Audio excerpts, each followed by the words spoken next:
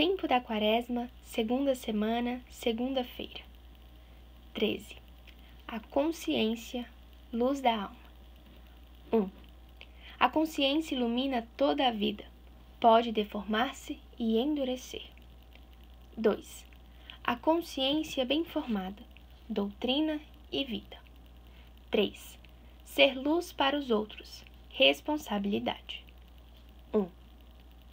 Hoje, se ouvirdes a voz do Senhor, não endureçais os vossos corações. Repete-nos a liturgia durante todos os dias deste tempo litúrgico. E todos os dias, de formas muito diversas, Deus fala ao coração de cada um de nós.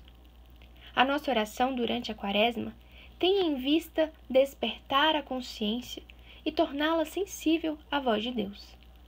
Não endureçais o coração, diz o salmista. Com efeito, a morte da consciência, a sua indiferença em relação ao bem e ao mal, os seus desvios, são grandes ameaças para o homem. E, indiretamente, são também uma ameaça para a sociedade, porque, em última instância, é da consciência humana que depende o nível de moralidade da sociedade. A consciência é a luz da alma, do que há de mais profundo no ser humano. E se apaga, o homem fica às escuras e pode cometer todos os desvios imagináveis contra si próprio e contra os outros. A lâmpada do teu corpo são os teus olhos, diz o Senhor. A consciência é a lâmpada da alma e, se estiver bem formada, ilumina o caminho que termina em Deus, e o homem pode avançar por ele. Ainda que tropece e caia, pode levantar-se e prosseguir. Quem deixa que a sua sensibilidade interior adormeça ou morra para as coisas de Deus, fica sem qualquer ponto de referência pelo qual orientar-se. É a maior desgraça que pode acontecer a uma alma nesta vida. Ai daqueles que ao mal chamam bem e ao bem mal, anuncia o profeta Isaías. Ai daqueles que mudam as trevas em luz e a luz em trevas, que tornam doce o que é amargo e amargo o que é doce. Jesus compara a função da consciência à do olho na nossa vida. Se o teu olho for são, todo o teu corpo estará bem iluminado. Se, porém, estiver em mau estado, o teu corpo estará em trevas.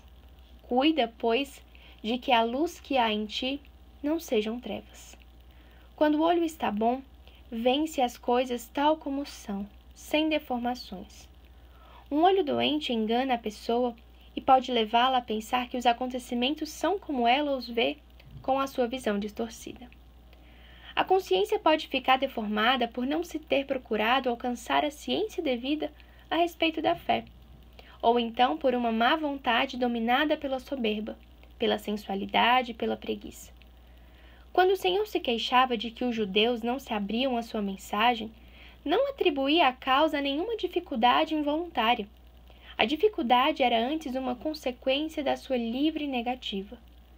Por que não compreendeis a minha linguagem? Porque não podeis suportar a minha doutrina. As paixões e a falta de sinceridade consigo próprio podem chegar a forçar o entendimento e levá-lo a pensar de outra forma, mais de acordo com um teor de vida ou com os defeitos e maus hábitos que não se querem abandonar. Não existe então boa vontade, o coração se endurece e a consciência adormece e já não indica a direção certa que conduz a Deus. É como uma bússola variada que desorienta aquele que a consulta. O homem que tem o coração endurecido e a consciência deformada, ainda que possa estar na plenitude das suas forças e das suas capacidades físicas, é um doente espiritual, e é preciso fazer alguma coisa para que se recupere a saúde da alma. A Quaresma é um tempo muito propício para pedirmos ao Senhor que nos ajude a formar muito bem a nossa consciência e para examinar se somos radicalmente sinceros conosco, com Deus e com as pessoas que em seu nome têm por missão aconselhar-nos. 2. A luz que existe em nós não brota do nosso interior, da nossa subjetividade, mas brota de Jesus Cristo. Eu sou a luz do mundo, disse Jesus. Aquele que me segue não anda nas trevas. A sua luz esclarece as nossas consciências e, mais ainda, pode converter-nos em luz que ilumine a vida dos outros. Vós sois a luz do mundo. O Senhor coloca-nos no mundo para que, com a luz de Cristo, mostremos aos outros o caminho.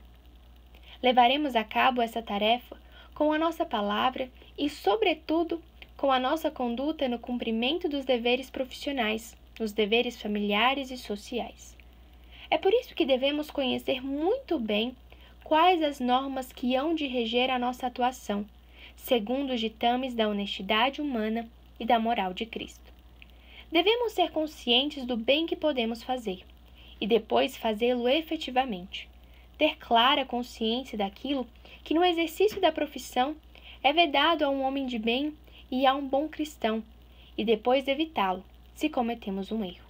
Devemos pedir perdão, corrigi-lo e reparar o mal causado, sempre que isso seja possível, e assim por diante. A mãe de família que tem como tarefa santificadora o seu lar deve averiguar na sua oração se é exemplar nos seus deveres para com Deus, se tem hábitos de sobriedade, se domina o mau humor, se dedica o tempo necessário aos filhos e à casa. O empresário deve considerar com frequência se esforça por conhecer a doutrina social da Igreja e por praticá-la nos seus negócios, no mundo da sua empresa, se paga salários justos. A vida cristã se enriquece quando se põe em prática nos assuntos diários os ensinamentos que o Senhor nos transmite através da Igreja. A doutrina adquire assim toda a sua força. Quando por ignorância mais ou menos culposa se desconhece a doutrina, ou quando conhecendo-a não se põe em prática, torna-se impossível ter uma vida cristã e avançar pelo caminho que conduz à santidade. Todos nós precisamos ter e formar uma consciência reta e delicada, que compreenda com facilidade a voz de Deus nos assuntos da vida cotidiana. Em face de situações menos claras que possam apresentar-se na nossa profissão, devemos considerá-las na presença de Deus e, quando for necessário, procurar o conselho oportuno de pessoas que possam esclarecer-nos. A seguir, poremos em prática as decisões que tivermos tomado, com responsabilidade pessoal. Ninguém nos pode substituir no exercício dessa responsabilidade, nem a podemos delegar. No nosso exame de consciência, aprendemos a ser sinceros conosco e chamamos os nossos erros, fraquezas e faltas de generosidade pelos seus nomes, sem mascará-los com falsas justificações ou com ideias em voga no ambiente. A consciência que não quer reconhecer as suas faltas deixa o homem à mercê do seu próprio capricho. 3. Para o caminhante que deseja verdadeiramente chegar ao seu destino, o importante é saber claramente por onde avançar. Essa pessoa agradece as sinalizações claras, ainda que vez por outra indiquem sendas um pouco mais estreitas e difíceis, e fugirá das vias que, embora amplas e cômodas, não conduzem a lugar nenhum, ou levam a um precipício. Devemos ter o máximo interesse em formar bem a nossa consciência, pois é a luz que nos faz distinguir o bem do mal, e que nos leva a pedir perdão e a recuperar o caminho do bem, se o tivermos perdido. A Igreja oferece-nos os meios para isso, mas não nos exime do esforço por aproveitá-los com responsabilidade. Na oração de hoje, podemos perguntar-nos: tenho um plano de leitura combinado com o meu orientador espiritual que me ajude a progredir na minha formação doutrinal de acordo com a minha idade e cultura? Sou fiel às indicações do magistério da Igreja, sabendo que nelas encontro a luz da verdade, que me há de guiar no meio das opiniões contraditórias com que deparo em matéria de fé, de doutrina social, etc. Retifico com frequência a intenção com que trabalho, oferecendo as minhas obras a Deus e tendo em conta que tendemos a procurar o aplauso, a vaidade, o louvor naquilo que fazemos e que por essa fresta entra muitas vezes a deformação da consciência? Necessitamos de luz e critério, para nós e para os que estão ao nosso lado. É muito grande a nossa responsabilidade. O cristão é colocado por Deus como tocha que ilumina os passos dos outros em direção a Deus. Devemos formar-nos com vistas a essa avalanche de gente que se jogará sobre nós, com a pergunta precisa e exigente: bom, o que há que fazer? Os filhos, os parentes, os colegas, os amigos reparam no nosso comportamento e nós temos obrigação de levá-los a Deus.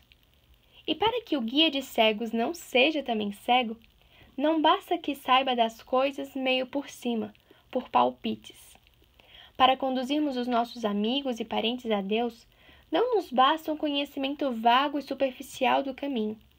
É necessário que o percorramos, isto é, que nos relacionemos com o Senhor, que conheçamos cada vez mais profundamente a sua doutrina, que travemos uma luta concreta contra os nossos defeitos. Numa palavra, que caminhemos na frente na nossa luta interior e no exemplo, que sejamos exemplares na profissão, na família. Quem tem a missão de dizer coisas grandes, diz São Gregório Magno, está igualmente obrigado a praticá-las. E só se as praticar é que as suas palavras serão eficazes. Cristo, quando quis ensinar aos seus discípulos como deveriam praticar o espírito de serviço, cingiu-se com uma toalha e lavou-lhes os pés. É o que nós devemos fazer: dar a conhecer o Senhor, sendo exemplares nas tarefas diárias, convertendo em vida a sua doutrina.